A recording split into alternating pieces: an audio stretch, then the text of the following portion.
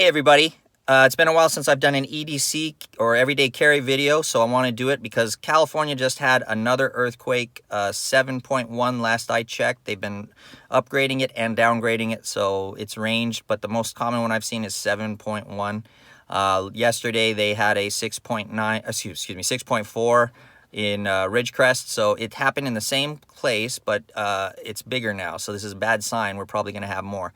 But I felt it was very important for me to talk to everybody about that. Now, first of all, before I get started, I'm at work, so I'm wearing my work uniform. If you see the name of my company on here, I want to let you know that none of my views represent the views of my company.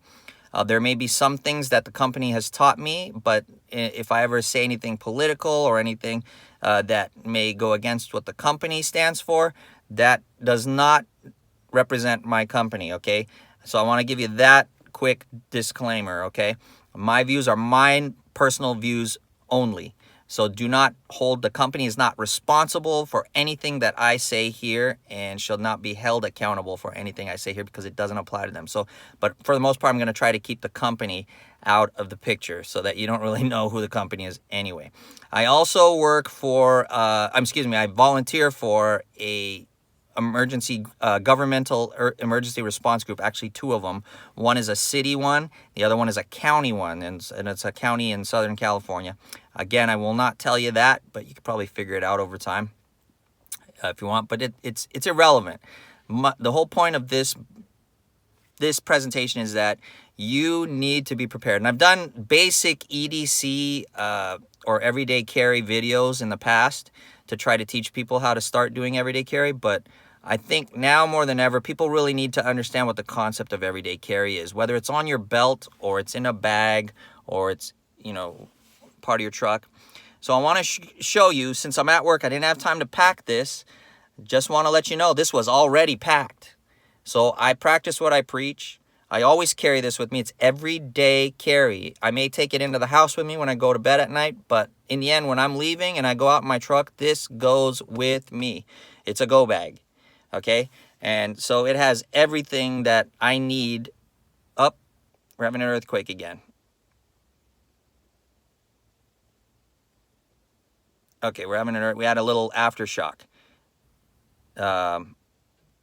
It wasn't that serious. It's a smaller one. But anyway, you need to be prepared no matter where you live. Whether you live in the Midwest, you could have earthquakes, you could have hurricanes, you could have tornadoes. East Coast, you could have northeaster storms. Whatever your potential disaster could be, you need to be prepared for it. So always have a bag ready. Don't wait for someone to save you. No one's going to save you. For instance, as soon as the earthquake happened, everyone tried to get on the U.S. Geological Survey's or USGS's website to get information, and there was none. You can't even get on the site. The USGS has dropped the ball when it comes to reporting, and everybody looks to them as the premier expert on what to do during earthquakes. There was no info. If you relied on the USGS, you'd be in big trouble. See, I don't rely on anybody else. I pack for myself and I prepare for myself so that, in a situation like this, I don't need to rely on anybody. And you should do the same. So, for instance, this is a bag that I put together. In the back, before I get into that, I have a 5-gallon container of water. It has a cap, it has wheels on it, so if I need to carry it a long distance, I can just roll it along without getting tired. It also has a cap on it that comes off. It has a spout that's inside it that you unscrew and you turn it around and you screw it on the outside, and then you put the cap back on, and then the spout, this whole container becomes a water dispenser. So it looks like just like any other water dispenser you have with the little tap you push down and it pours the water out into your cup or whatever, what have you. Related to that, inside this bag, I have these little tiny plastic bags that have carabiners attached to them with caps, and you open it up. I can fill up those bags with this water if I ever need to leave this water in my truck for whatever reason, for an emergency, and I just need to go out. I have about 10 of those bags that I can clip onto this mole unit or this design on the bag where, it just clips on so that I could carry the water with me, and I don't have to bring that big thing with me, and I can survive out on my own independent from my truck if I ever have to leave it. Also, I have this, due to the mole, I have a trauma kit that's attached here where, you know, I like to go to the gun range. If I ever get shot from somebody accidentally or I shoot myself, you know, accidents can happen at the gun range. And you need to have a trauma kit that has a triangular bandage so that if you ever need to repair an injury on yourself, you can do so, and have some medical training. Through my emergency response group, I work with two governmental organizations, the city and the county, in my area for Southern California, and they both provide first aid, AED, CPR certifications. And we do it through the American Heart Association. So if you ever decide to donate your time, find out what governmental organization you want to join, if they have a volunteer program, and which of those, whether it's Red Cross, American Red Cross, or the American Heart Association, which one they accept. Now, both organizations I'm a part of only accept a American Heart Association, so I get my certification through that. And it's cheaper. It's $15 through them, through the government, and then if I were to do it on my own, I'd be paying anywhere from $60 to $80, maybe $50 to $70 for the same certification. So I recommend getting that. Your basic life support and advanced life support as well, so that if you're in a rural area, you can really take care of people. You're almost basically a medic at that point. You know, so whatever basic needs that need to be fulfilled and you're not near a hospital, you can do that for others and for your family and yourself. Now, this has my call sign on it. This is from the, this is a federal call sign that I have licensed through the FCC, with the Federal Communications Commission. At this point, I'm a technician, so I can use basic bands on the band plan for the nation. I plan on upgrading that from tech to general to amateur extra, but I recommend you get a federal license, because when every other form of communication falls down, the ham radio tends to still be reliable, at least locally in your city. And don't get those little family GMRS, FRS radios that you can buy at like Walmart or Big Five, or at these any store where it's like just those little family radios. They do not have the range. You know, you get outside of, you know, a couple 100 feet, or you go down into a ravine, you lose contact with whoever you're with. At least with a ham radio, I can contact people. You can reach people for miles depending upon how much transmitting output you have and what kind of antenna you have. So, I mean, we could reach the East Coast with some of our radios with just 100 or 50 to 100 watt radio and a nice antenna. I mean, you're pretty good to go, depending upon what frequencies you're using as well. And that also depends on the class of your license. At this point, I'm a technician, so I wouldn't be doing that. But what I'm saying is, get that. And as you upgrade, they also offer higher level call signs. You can do what's called a vanity call sign, where you can make up your own call sign. Not make it up, but you can choose one that suits you better. I love this one. I'm not going to change it because it tells my region on the ITU maps, so you know I'm on the West Coast, and it has my name in here. C, it has my initials, so, and MX for Max. So I'm Maximum Chris right here. So I just want to let you guys know that. So anyway, I have a lot of equipment in here. A lot of equipment. Everything from medical equipment, first aid kit with a number of different pieces. It has protective gloves if I ever need to work on somebody or on myself, to protect myself and them from any transmission of illness or disease. I also have work gloves in here. I have a rappel gear with a harness and rope, so that if I have to extract somebody for search and rescue purposes, or if I need to get myself out of someplace, I can do that. I have snorkel gear if I need to go underwater.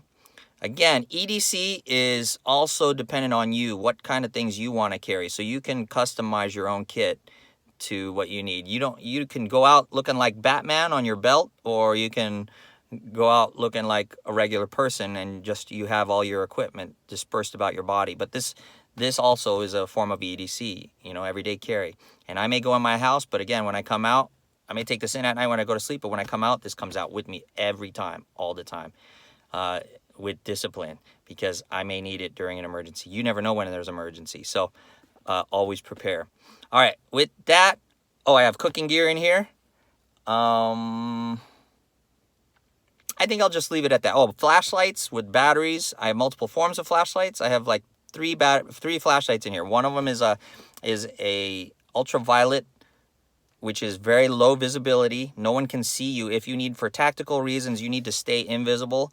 It lights the way with a black light, but no one can really see it from long distances. And I've actually tested this out in the pitch black in the desert. Nobody can actually see it because the light is so dark. It's a black light basically that it's ultraviolet. They can't really see it. Even when they're wearing night vision goggles, they'd have to be very close to see you with this light. So if you need to escape from somewhere in the dark and you don't want anyone to see you, but you still need to know where you're going without tripping on things and getting injured, that is a great flashlight for it. I have a solar one in case the batteries are not available or they're all drained out or whatever. That one, as long as I've charged it during the day, will function as has a rechargeable battery. And then I have regular batteries with very high LED output. I mean, you're looking anywhere from 700 to 1,000 lumens. Basically, this is like daylight flashlights for if I need to pull my gun. I don't have my gun in here, but if I want to carry my gun, I can do that. Of course, I don't have concealed carry in the California state because California is so anti-gun. It's virtually impossible to get a concealed carry. But I do have my guns available if I need to carry them during an emergency. The government doesn't matter to me because they will not be there to help me, and I want to have my firearms there so I can defend my family and myself, and it is unconstitutional for them to do that kind of stuff to us, but they do. And if you believe in that kind of stuff, you really need to reconsider that. Freedom is about choice. You can choose to be unarmed and a victim. That's all fine, and I support your right to choose to be that stupid. But I want to also have a choice, and that's what freedom is about. Everyone has choice. It may not make you happy, but it is a freedom of choice, just like freedom of speech. Freedom of speech is not supposed to make everyone happy. It's supposed to make you free to say what you want as long as it doesn't cause someone to get hurt physically, like yelling fire in a closed theater. You know, there's problems with that. You can cause people to die when you do that. That is not protected by free speech. But free speech otherwise, if I insult you or make you feel bad, that is protected by free speech. So, you know, same thing with a firearm. As long as I'm using my firearm appropriately, I have the right to bear arms. We already have laws in this state and this country regarding misuse of firearms. So putting on more controls actually just disarms the public and makes you vulnerable to attack by people who don't follow law at all. And if you really, really want to have that as the standard, man, that you can choose. You can be disarmed anywhere you go. I don't want that for me and my family. I want to be able to be a man and stand up to the bad guys. If you disarm me and the bad guys come, this is not doing anything with regard to the bad guys. It's only making us defenseless in our own states.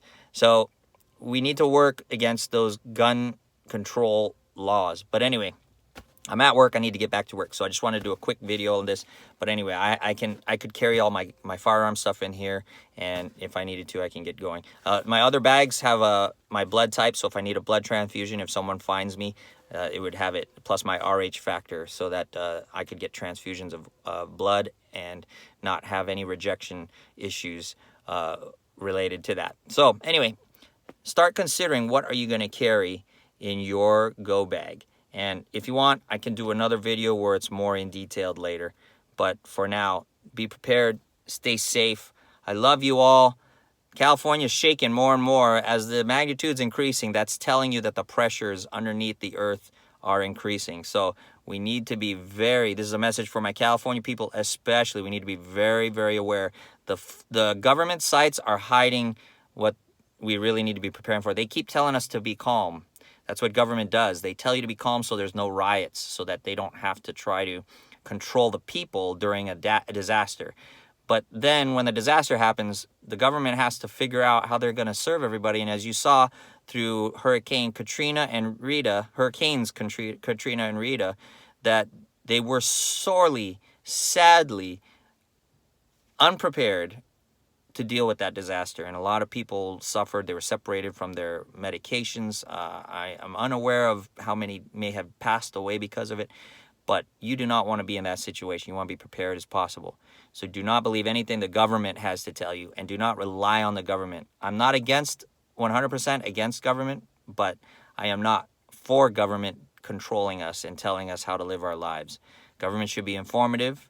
They should be there to stand against other governments that want to attack us. And then aside from that, just enforce the laws we currently have, and we must agree upon them. The government shouldn't be creating these laws on a whim just to disarm us, like gun control.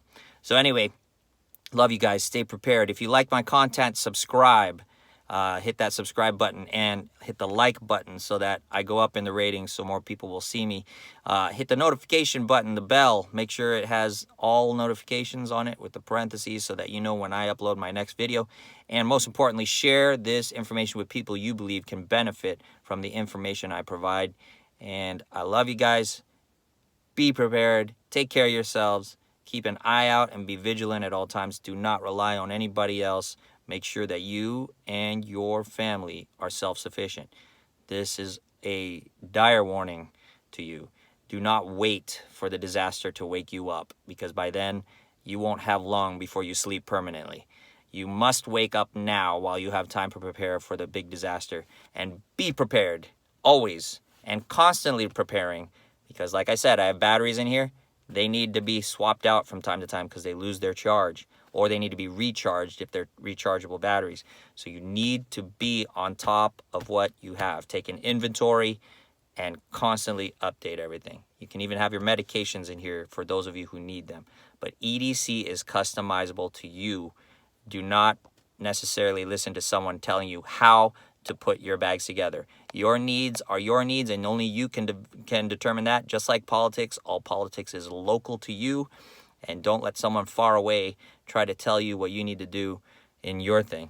But you do need a bag, that's for sure. You do need something ready so that when you go, you're prepared for your situation. All right? Take care. Peace.